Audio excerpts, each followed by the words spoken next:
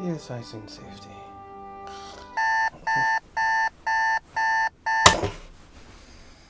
Oh, it's 7:30 p.m. I'm really late for it.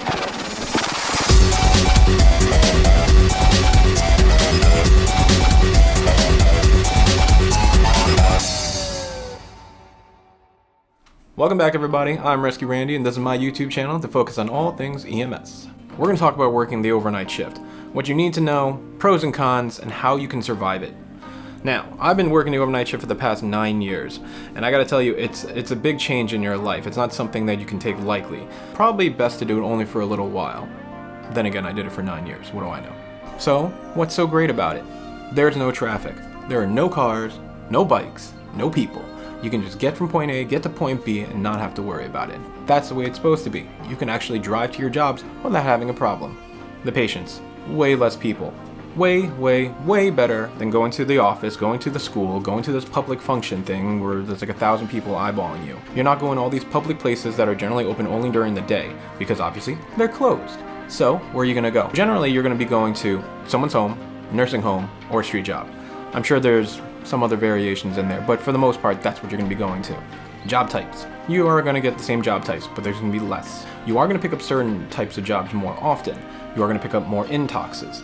Because, well, some people drink during the day, but not all of them. You're gonna pick up a lot more MVAs, you're gonna pick up a lot more shots and stabs, so trauma-wise, you might pick up a little bit more. Medical-wise, you're still gonna pick up the same stuff, you're gonna get those APs, asthmas, and cardiac patients and all that stuff. That doesn't really change. Just because it's a different time of day, doesn't mean your medical problems go away. I feel like we get more APs and more respiratory patients at night. Just because I guess they're going to sleep and they feel it more. Anxiety happens a lot more also, so your chest pains are generally probably going to fall in that realm of anxiety. Of course, still do your 12 leads and everything like that. Make sure that they're not actually having any kind of cardiac problems. Please. That's roughly what it's like. It's going to depend obviously where you work, if you work in an urban setting versus a more suburban setting and such like that. But that's my experience so far. Another bonus, less supervision. There's not that many people, managers and supervisors out there, so they're not going to be coming after you, making sure you're like doing all these little things. Oh, are you doing this? Oh, are you doing that? Blah. A little extra bonus for working the overnights is also that sometimes you'll get a night differential. If you want to get a little extra money, you can always do that. Let's talk about the cons. There's a lot of downside to this. One, your circadian rhythm is going to be out of whack. People were never supposed to be awake like the way we are as overnight people. You're all supposed to be like day walkers, going out when the sun's out, sleeping when the sun goes down. We don't do that. We literally do the opposite. So your body's going to take a hit for it. You probably gain a little bit of weight, you probably be more irritable, and you're going to consume way more coffee. Coffee. It's a lot more difficult to be social when you're an overnighter. You're not living the normal times. When people are sleeping, you're at work.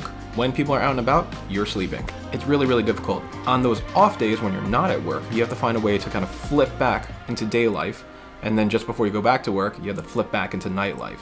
It's a really awkward thing, but it's tough being a vampire. What can I tell you? When I started doing the overnights, I actually made this little kit for myself to make the overnights a little bit easier. There's a lot of things that are kind of, how do I put this? Unpredictable. We'll put it unpredictable. This little kit kind of helps me get through all those little things that I might not be sure will happen, will not happen. It just keeps me in the game, just in case. Does my little kit work for everybody? No, not at all. It just happens to work in my system where we don't sit in the station and have sleeping quarters. So we sit at cross-street locations, kind of like a bunch of prostitutes, waiting for a job to happen somewhere close within our proximity. So this is my kit. It's a Maxpedition little pack thing. Like I said, I've had this thing forever and a day. I bring it to work all the time. It's really cool. Let's check it out. The pack is the Maxpedition EDC Fatty. You can see I added an American flag PVC patch, and there's a mesh pocket in the front. Super small, basically big enough for a certification card. The back can be utilized for molly webbing if you're tactical, and it's got this handle for carrying. When we open it up, you can see that everything I have in here has its own special spot. It's organized really well because I'm OCD, but it's basically just the way it is for quick grabbing stuff. So the first thing we're going to take out is the protocols. It's basically just quick reference guide stuff. Next we have my Spork, because at night if you're trying to eat something and you don't have one of these, it's murder. So titanium Spork. Next I have the two Sharpies, one red, one black, basically just for writing. What else do you use Sharpies for? Two pens, because EMS always needs pens. One very cheap one to give out, and one good one for myself. We have the chapstick, because chapped lips are a terrible thing, and winter is coming, so yeah. We have a Tide pen because sometimes I'm sloppy and I gotta clean my uniform shirt. Just simple stuff. Food on the go, little protein bar thing, just in case you get hungry.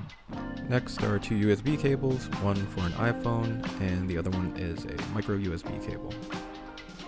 On the top, we have Altoids because what if you fall asleep?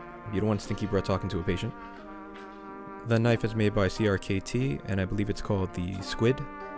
Fun, tiny little knife, useful. And on the bottom we have a mophie power bank. It's a little bit older, but it still holds a fairly good charge and it fits in the pack really well. Can't find an outlet, I can always charge my phone. On the bottom I have this little camping medic bag. It's basically just little medications just in case you have a headache or something along those lines. You really don't want to have diarrhea at work also, you know what I mean?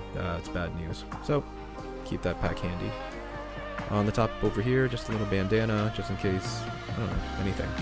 And last but not least, a pocket face mask from Laerdal because it was free and you can't possibly be an EMT or paramedic without one of these. Not that you'll probably ever use it, but you could say you have one just in case. And that's the pack. So let's suppose you actually say, okay, you know what? I'm gonna do the overnights. What can you do to really survive it as best you possibly can?